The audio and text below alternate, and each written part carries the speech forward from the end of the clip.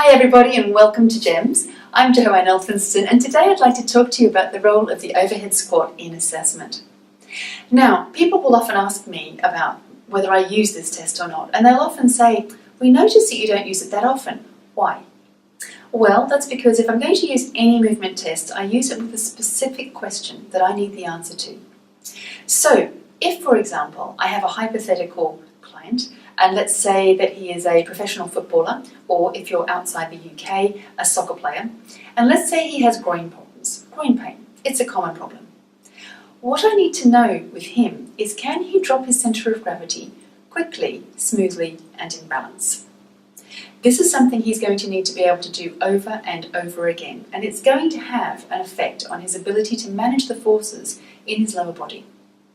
Now, if I choose the overhead squat, I introduce confounding variables. And a confounding variable is something that gets in the way of the answer that I'm trying to get to.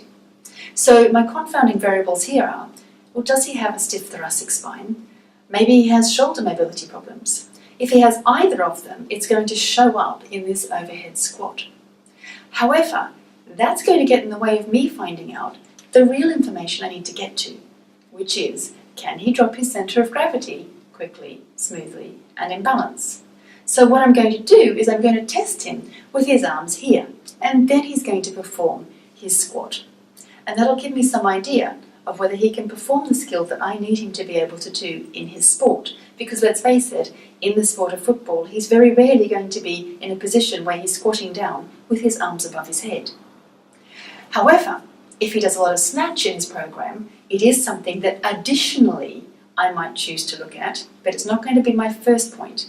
Or if they're an Olympic weightlifter, I'm of course going to look at this. However, it comes down to, what is the question I am trying to answer?